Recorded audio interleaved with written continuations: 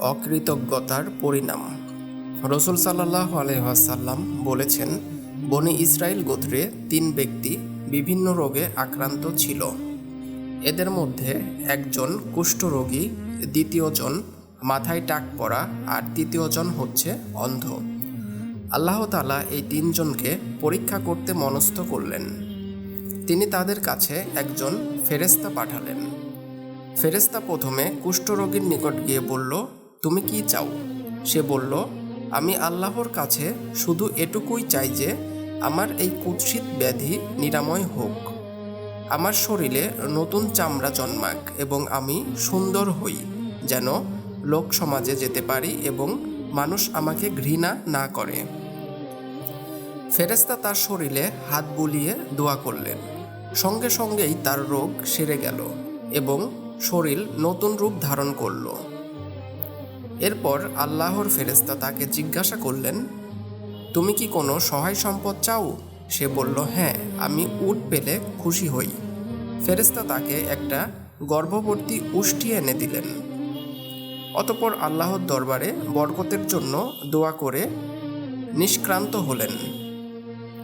এরপর ফেরেশতা টাক পড়া লোকটির নিকট গিয়ে বলল, তুমি কি চাও? সে বলল, আমার টাকের কারণে মানুষ আমাকে ঘৃণা করে, আমি এই টাকের নিরাময় চাই। ফেরেশতা তার মাথায় হাত বুলিয়ে দিতেই মাথা ভালো হয়ে গেল, নতুন চুল গজিয়ে সম্পূর্ণ নতুন রূপ ধারণ করল। এবার ফেরেশতা জিজ্ঞাসা করলেন, কোন প্রকারের সম্পদ তুমি চাও? সে বলল, গরু পেলে আমি খুশি হই। ফেরেশতা তৎক্ষণাৎ একটি গর্ভবতী গাভী এনে দিলেন এবং বরকতের জন্য দোয়া করে প্রস্থান করলেন।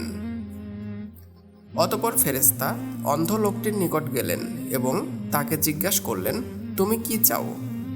লোকটি বলল, আল্লাহ আমার চোখ দুটি ফিরিয়ে দিন, যেন আমি আল্লাহর সৃষ্টিকে দেখতে পাই। আল্লাহর ফেরেশতা তার চোখে হাত বুলিয়ে দিলেন এবং সঙ্গে সঙ্গেই সে দৃষ্টিশক্তি ফিরে পেল। অতঃপর ফেরেশতা জিজ্ঞাসা করলেন, তুমি কি পছন্দ করো? সে বলল, আল্লাহ যদি আমাকে ছাগল দান করেন তবে আমি কৃতার্থ হব। ফেরেশতা তৎক্ষণাৎ একটি গাভীন বকরি এনে দিলেন এবং বরকতের জন্য দোয়া করে বিদায় নিলেন। অল্প দিনের মধ্যেই এই ৩ জনের উট, গরু ও ছাগলে মাঠ পরিপূর্ণ হয়ে গেল। তারা প্রত্যেকে এক একজন বিরাট ধনী। এই সময় একদিন হঠাৎ সেই ফেরেশতা আগের মতো রূপ ধারণ করে উটআলার তথা সাবেক কুষ্ঠরোগীর নিকট এসে বললেন, আমি একজন প্রবাসী, আমি প্রতিমধ্যে বড়ই অভাবে পড়েছি।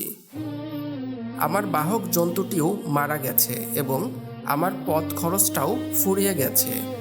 আপনি যদি অনুগ্রহপূর্বক আমাকে কিছু সাহায্য করেন তবে আমি খুবই উপকৃত হব। এখন আল্লাহ ছাড়া আমার কোনোই উপায় নেই। যে আল্লাহ আপনাকে সুন্দর স্বাস্থ্য ও সুশ্রী চেহারা দান করেছেন তার নামে আমি আপনার নিকট একটি উট চাই। আমাকে একটি উট দিন, আমি তাতে আরোহণ করে কোনো রকমে বাড়ি পৌঁছাতে পারব। লোকটি রেগে গিয়ে বলল, হতভাগা কোথাকার, দূর হও এখান থেকে, তোমাকে দিবার মতো আমার কিছুই নেই। ফেরেশতা বললেন, আমি তোমাকে চিনি বলে মনে হয়, তুমি কি কুষ্ঠরোগী ছিলে না?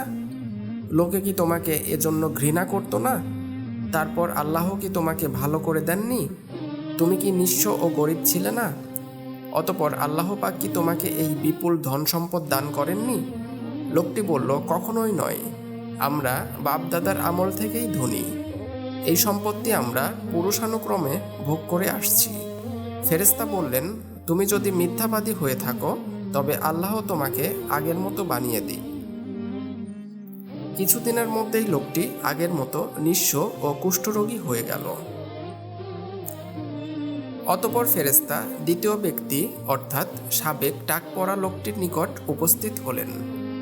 তার এখন এমন সুন্দর সুঠামো দেহ ও চেহারা আর মাথায় এমন ঘন কালো চুল যে আগে তার মাথায় টাক ছিল এমন কথা কল্পনাও করা যায় না। ফেরেশতা তার নিকট একটি গরু চাইলেন এবং পূর্ববর্তী ব্যক্তির মতোই আলাপ আলোচনা চালালেন। সেও পূর্ববর্তী ব্যক্তির মতো প্রত্যাখ্যান করল। ফেরেশতা তাকে অভিসম্পাত দিয়ে বললেন, তুমি যদি মিথ্যুক হয়ে থাকো তবে আল্লাহ পাক যেন তোমাকে আগের অবস্থায় ফিরিয়ে দেন। তার মাথায় আবার টাক পড়ল এবং ধনসম্পদ বিন্যাসপ্রাপ্ত হলো। এরপর ফেরেশতা একইভাবে সাবেক অন্ধ ব্যক্তিটির নিকট গেলেন এবং একইভাবে নিজের প্রবাসকালীন বিপদের কথা বলে ও লোকটির পূর্বেকার অবস্থা স্মরণ করিয়ে দিয়ে একটা বকরি প্রার্থনা করলেন। লোকটি বলল, আমি আমার অতীতকে কখনোই ভুলিনি। আমি অন্ধ ও গরিব ছিলাম। আল্লাহ আমাকে দৃষ্টিশক্তি ফিরিয়ে দিয়েছেন এবং আমার নিকট যত ধন সম্পদ দেখতে পাচ্ছ সবই তিনি দিয়েছেন। তোমার যে কয়টি দরকার ইচ্ছামতো নিয়ে যাও। ফেরেশতা বললেন, না, এসব তোমারই থাক, কিছুরই প্রয়োজন নেই। তোমাদের তিনজনকে পরীক্ষা করা অভিপ্রেয় ছিল, সে কাজ সমাপ্ত হয়েছে। অপর দুইজন পরীক্ষায় অকৃতকার্য হয়েছে, তুমি উত্তীর্ণ হয়েছ। তাদের উভয়ের ওপর আল্লাহর গজব নাজিল হয়েছে। আল্লাহ তোমার উপর খুশি হয়েছেন। হাদিসটি বুখারী শরীফে বর্ণিত হয়েছে। এ হাদিসের শিক্ষা অত্যন্ত পরিষ্কার। আল্লাহ তাআলা পবিত্র কুরআনে বলেছেন, তোমরা শুকরিয়া আদায় করলে আমি নিয়ামত বাড়িয়ে দেব, আর না শুকরিয়া আদায় করলে মনে রেখো আমার শাস্তি অত্যন্ত ভয়াবহ। সূরা ইব্রাহিম। শুকরিয়া ও কৃতজ্ঞতা শুধু মৌখিকভাবে ব্যক্ত করার জিনিস নয়, কাজের মাধ্যমে শুকরিয়া আদায় করতে হয়। অর্থাৎ আল্লাহ যা দিয়েছেন তা আল্লাহর মনোপুত কাজে ব্যয় ও ব্যবহার করতে হয়। এরই নাম শুকর বা কৃতজ্ঞতা।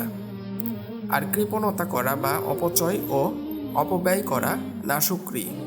আল্লাহ আমাদের সকলকে আল্লাহর দেওয়া প্রতিটি নিয়ামতের যথাযথ শুকরিয়া আদায় করার তৌফিক দিন।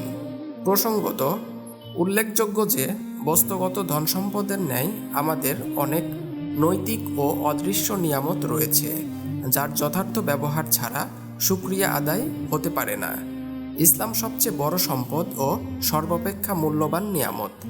এ নিয়ামত আল্লাহ যেমন আমাদেরকে দিয়েছেন, তেমনি তা অন্যদেরকেও বিতরণ করা আমাদের কর্তব্য।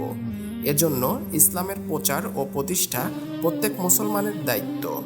অনুরূপভাবে জ্ঞান, বিদ্যা, মেধা, প্রতিভা, কারিগরি দক্ষতা ও শৈল্পিক কলাকৌশল এসবই আল্লাহর নিয়ামত এবং আল্লাহর মনোপুত পন্থায় ও মানবতার কল্যাণে তার প্রয়োগ জরুরি।